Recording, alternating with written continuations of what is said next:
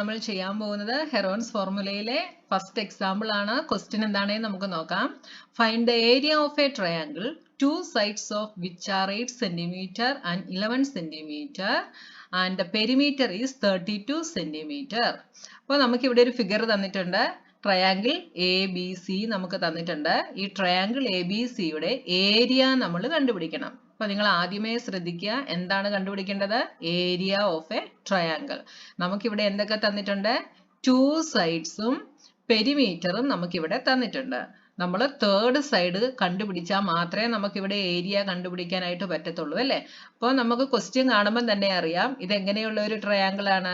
ഇത് ഒരു സ്കേലൻ ട്രയാങ്കിൾ ആണ് നമുക്ക് തന്നിട്ടുള്ളത്.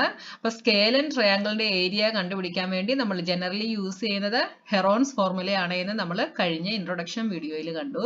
അപ്പോൾ ഇൻട്രൊഡക്ഷൻ വീഡിയോ കണ്ടിട്ടില്ലാത്തവർ അത് കണ്ടതിന് ശേഷം മാത്രം ഇത് കാണാൻ ശ്രമിക്കുക. അപ്പോൾ നിങ്ങൾക്ക് ചാപ്റ്റർ നന്നായിട്ട് മനസ്സിലാകും കേട്ടോ. നിങ്ങൾക്ക് ഈ ടെക്സ്റ്റ് ബുക്കിലെ ക്വസ്റ്റ്യൻസിനെക്കാട്ടി കൂടുതൽ വെളിയിൽ നിന്നുള്ള എക്സ്ട്രാ ക്വസ്റ്റ്യൻസ് ആയിരിക്കും ചോദിക്കുക.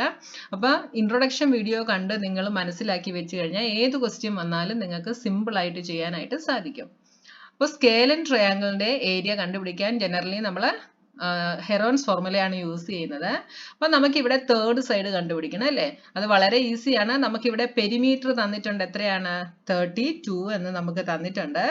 അപ്പോൾ തേർഡ് സൈഡ് രണ്ട് സൈഡ്സ് നമുക്ക് തന്നിട്ടുണ്ട്. പെരിമീറ്റർ എന്ന് പറയുന്നത് എന്താണ്?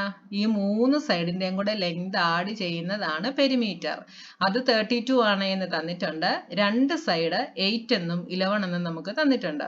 അപ്പോൾ തേർഡ് സൈഡ് കണ്ടുപിടിക്കാൻ എന്ത് ചെയ്യണം? ഈ പെരിമീറ്ററിൽ നിന്ന് ഈ 11ഉം 8ഉം കൂടെ ആഡ് ചെയ്തിട്ട് അത് സബ്ട്രാക്ട് ചെയ്യുമ്പോൾ നമുക്ക് എന്ത് കിട്ടും? തേർഡ് സൈഡ് നമുക്ക് കിട്ടും. അപ്പോൾ ഇവിടെ നമുക്ക് തന്നിട്ടുള്ളത് ഇങ്ങോട്ടൊന്ന് എടുത്തെഴുതാം. പെരിമീറ്റർ തന്നിട്ടുണ്ട്. Perimeter is equal to 32 centimetre.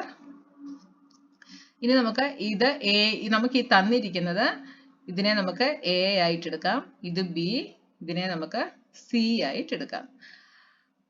അപ്പൊ നോക്കിയേ, ഇവിടെ എ എത്രയാണ്? A is 8 centimetre and B is equal to 11 centimetre.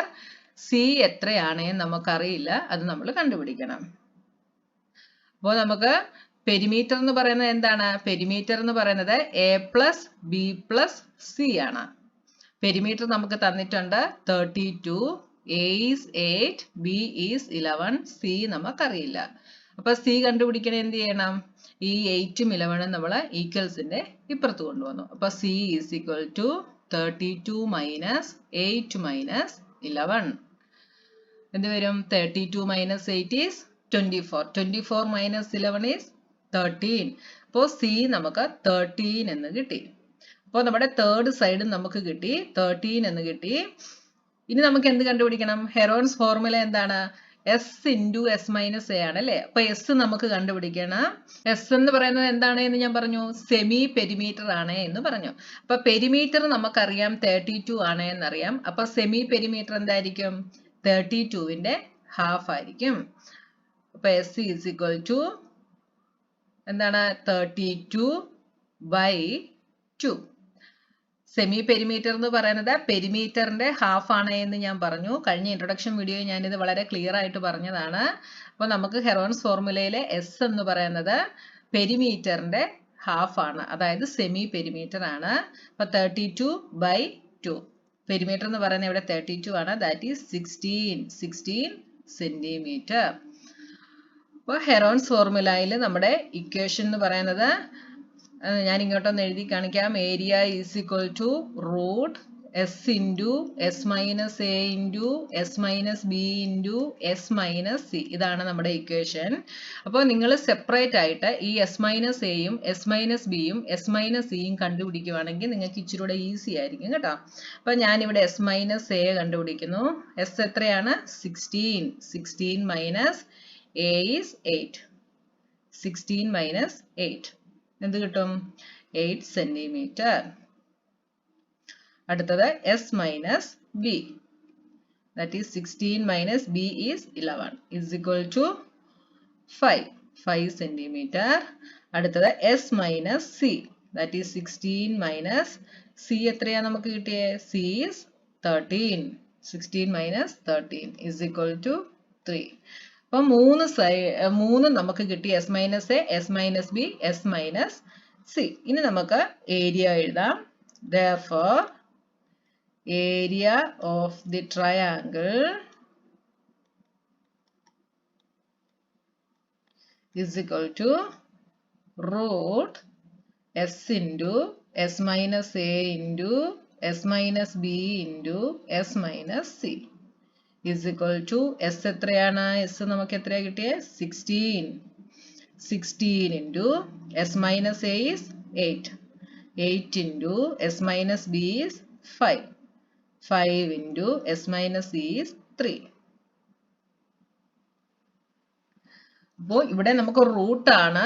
മിക്ക സ്റ്റുഡൻസിനും ഈ റൂട്ട് വരുന്നിടം വരുമ്പോൾ ഡിഫിക്കൽറ്റി ആയിരിക്കും. അപ്പോൾ നിങ്ങൾക്ക് ഞാൻ സിമ്പിൾ ആയിട്ടൊരു മെത്തേഡ് പറഞ്ഞു തരാം. നിങ്ങൾ ഇതിനെ എല്ലാം കൂടെ മൾട്ടിപ്ലൈ ചെയ്ത് എഴുതി വെക്കാതെ ഈ തന്നിരിക്കുന്ന ഓരോ നമ്പേഴ്സിനെയും ഫാക്ടേഴ്സ് ആയിട്ട് ഇവിടെ എഴുതുക. അപ്പോൾ 16നെ നമുക്ക് എങ്ങനെ എഴുതാം? 4 into 4 16. 8നെ എങ്ങനെ എഴുതാം? 2 into 4 8. 5നെ നമ്മൾ അതേപോലെ എഴുതുന്നു. 3യും അതേപോലെ എഴുതുന്നു. ഇനി ഇതിനകത്തുനിന്ന് നമ്മൾ ഒരേ രണ്ടെണ്ണം പെയർ ആയിട്ടുള്ളതിനെ നമ്മൾ വെളിയിലെടുക്കുന്നു. അപ്പൊ ഇവിടെ 2 4 ഉണ്ട്. അതിൽ നിന്ന് ഒരു 4നെ നമ്മൾ വെളിയിലെടുക്കുന്നു. ഇനി ഇവിടെ നോക്കിയേ, ഈ 4 അല്ലേ, ഇവിടെ ഒരു 4 ഉണ്ട്. ഈ 4നെ നമ്മൾ ഒന്നുകൂടെ സ്പ്ലിറ്റ് ചെയ്ത് 2 into 2 എന്ന് എഴുതിയാൽ ഇവിടുന്ന് നമുക്ക് ഒരു 2 വെളിയിലെടുക്കാം. അപ്പൊ ഇതിനെ നമ്മൾ വെളിയിലെടുത്തു. ബാക്കി എന്തൊക്കെയുണ്ട്? 2 into 5 into 3 is equal to 4 into 2 8. റൂട്ടിനകത്ത് 5 into 2 10. 10 into 3 30. 8 root 30 എന്ന് നമുക്ക് കിട്ടി. ഇതാണ് നമ്മുടെ ആൻസർ. ഈ ട്രയാങ്കിളിന്റെ ഏരിയ എന്ന് പറയുന്നത് 8 root 30 ആണ്. അപ്പൊ ഇതെല്ലാം കൂടെ മൾട്ടിപ്ലൈ ചെയ്താൽ നിങ്ങൾക്ക് ഒരു വലിയ നമ്പർ കിട്ടും. അപ്പോൾ അതിന്റെ റൂട്ട് കണ്ടുപിടിക്കാൻ നിങ്ങൾക്ക് പാടായിരിക്കും. നിങ്ങൾക്ക് തന്നിരിക്കുന്ന നമ്പേഴ്സിനെ ഫാക്ടേഴ്സ് ആയിട്ട് ഇവിടെ എഴുതുക. എഴുതി കഴിഞ്ഞാൽ അതിൽ നിന്ന് പെയർ ആയിട്ടുള്ളത് നിങ്ങൾക്ക് വെളിയിലെടുക്കാം. വെളിയിലെടുത്തിട്ട് ബാക്കിയുള്ളത് എഴുതിയാൽ മതി. അപ്പൊ 8 root 30 എന്ന് നമുക്ക് കിട്ടും. അപ്പോൾ നമ്മുടെ എക്സാമ്പിൾ 1 കഴിഞ്ഞു. ഇനി എക്സാമ്പിൾ 2മായി നമുക്ക് നെക്സ്റ്റ് വീഡിയോയിൽ കാണാം.